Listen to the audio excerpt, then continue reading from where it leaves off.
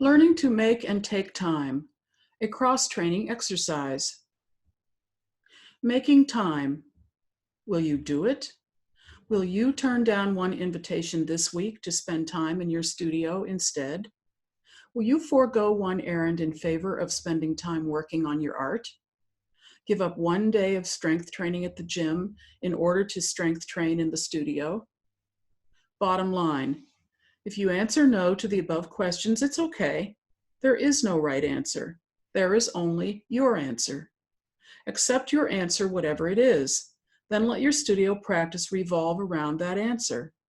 It's as good a reason to be reading this book as any, because a major life goal, not book goal, not artist's goal, is to make peace with choices.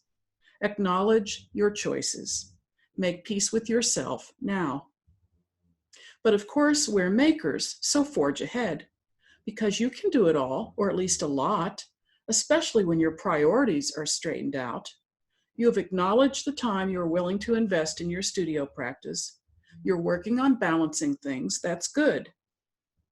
Now, number 1, consider goals or strategies. Eliminate internal conflict by knowing yourself. Goals, time commitment, strategies for making. And then, number 2, prioritize. Identify what's needed to support your practice, whether it's a few hours a week or several hours every day. Accept this because it's who you are. Embrace it.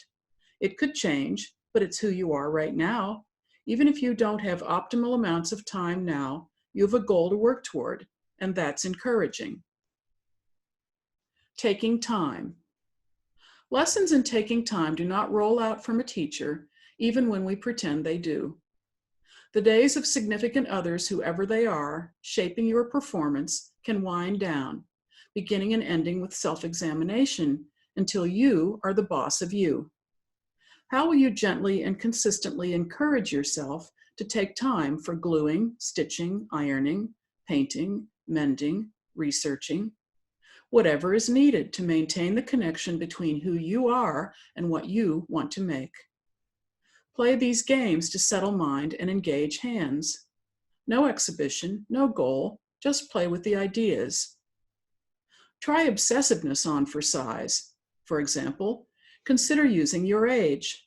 Find enough bits and pieces to add up in whatever way adds up for you. Permanent or impermanent, you decide. Another thing you could try, 100 of anything. 100 black beans, 100 strips of paper, 100 shells from the shore.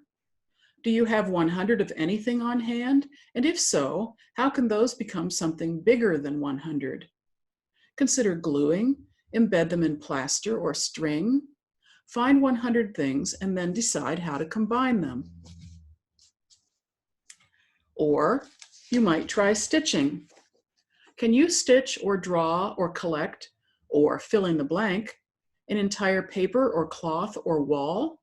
Start with a small piece of paper and sew it to another one, or sew leaves together. What else? What if? Well, maybe you have enough space to go big, but you've never tried it. Would working big really just be working bigger? It's relative and might depend on the weather. In any event, look at the average size of what you create and then triple it for starters. If you're really stuck, have you ever danced with a broom loaded with black paint? Making marks that way are freeing. Remember, you might need plastic on the floor or the driveway. These are stretching exercises. Do something you haven't thought about doing before in an open-ended way. Watch where your mind goes while you are playing.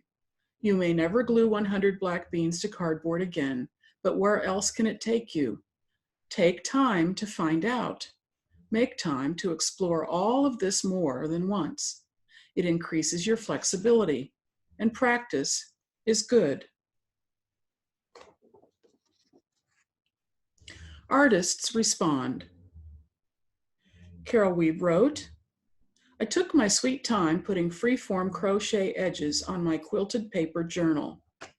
To me, it gives the pages the look of deckled edges.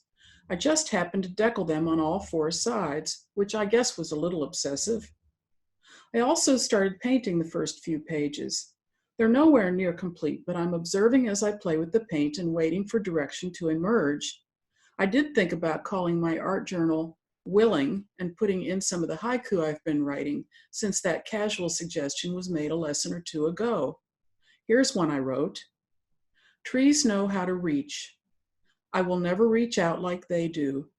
Touch the spacious sky. Joanne Weiss wrote, time is a valuable commodity. Time and money are a balancing act and usually mean a trade-off. For example, as a working mother, I had to figure out how much income I could reduce to increase the time needed with my children. I can almost always tell you what time it is, and I don't wear a watch. At the same time, I value variety. If I'm counting a bunch of things, I change the color or size of what I'm sorting, just to diversify. With that, this exercise seemed monumental, even though we had choices. I selected gathering 100 of anything and combining it to make one thing bigger than that 100. I collect postcards from art exhibitions. I collected a bunch of duplicates of cards and cut them up into 100 squares, and then I stitched them all together in one long strip. As I did this, I found the repetition relaxing and realized I was enjoying the random combinations of color and shape that were emerging. Sandie Kunkel shares, I began with a plastic box full of scraps, mostly small ones, backed with fusible adhesive. I began pulling out narrow strips. I work primarily in earth tones, so there was no need to think about color. I just began laying them on the paper, and when I had a few rows, I ironed them down. I continued to work intuitively until I had used 100 strips. There was some obsession counting strips, but the real obsession came when I decided to stitch them down. What did I learn? Play really allowed me to move quickly into a zone, and I was lost in time. As a super planner and organizer, this exercise showed me that working intuitively can be freeing. I've been having brief insights about working intuitively all winter, and it's exciting to have all those insights building up toward a practice. This little tiny voice is getting louder, telling me that I might find that elusive center deep inside me from where I have always sought to work.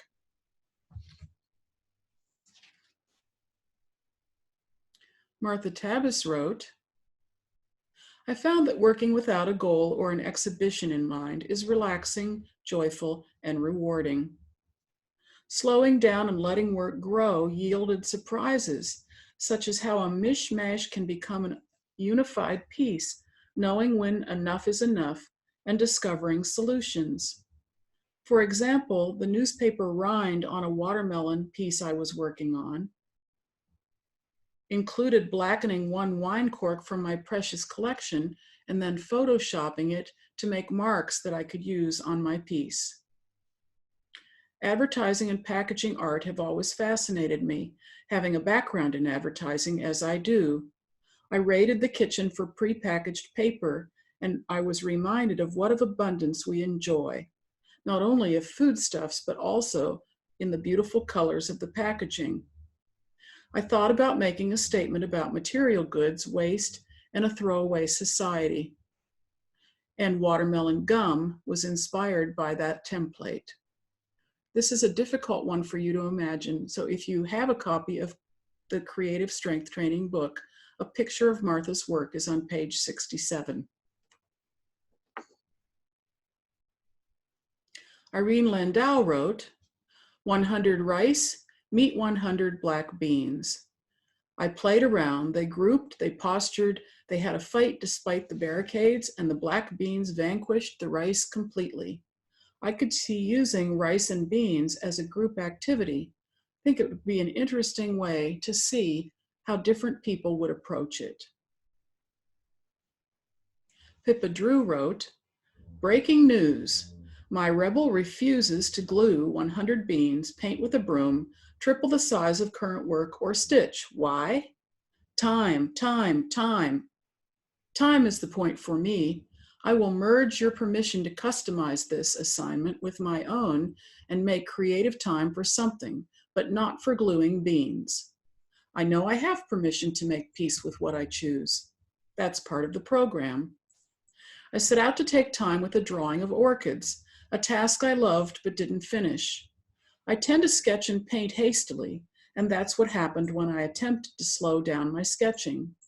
Drawing at a fast pace is an outlet for my anxiety.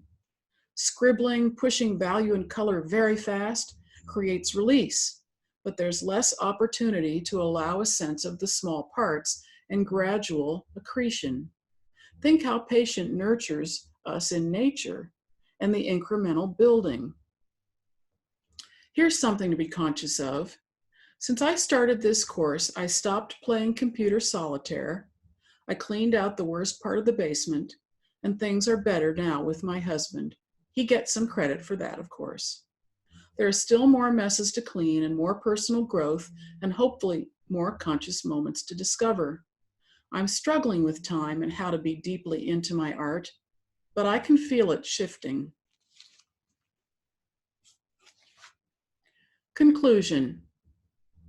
I've fallen off bicycles, scraped my face on the street, and been in 4 car accidents, including one where the car landed upside down in the middle of the median in a driving rainstorm. The good voice I always heard in my head, eventually, perhaps not right away, said, "Get up, dust yourself off, count your blessings, you're alive, keep going." Some might say that was my angel talking. Some might say that's just what humans are wired to do. It doesn't really matter, does it? The important part is the dusting off, paired with a healthy dose of renewed resolve. Keep showing up. So if you don't have as much time to work on exercises as you would like, or if you've hit a rough patch, don't beat yourself up. Guilt is wasted energy. Give yourself a break. Pick up where you left off. Keep showing up. Remember that while habits can be changed in 10 weeks, they don't change without effort on the part of the person desiring the change. When you're in it for the long haul, you falter and then show up, falter and then show up, endlessly, just like the waves of the sea, rolling in and out from shore at a steady, rhythmic pace that gradually wears down the coastline. Verse 78 from the Tao Te Ching. Nothing in the world is as soft and yielding as water, yet for dissolving the hard and inflexible, nothing can surpass it. My request to you, be like water.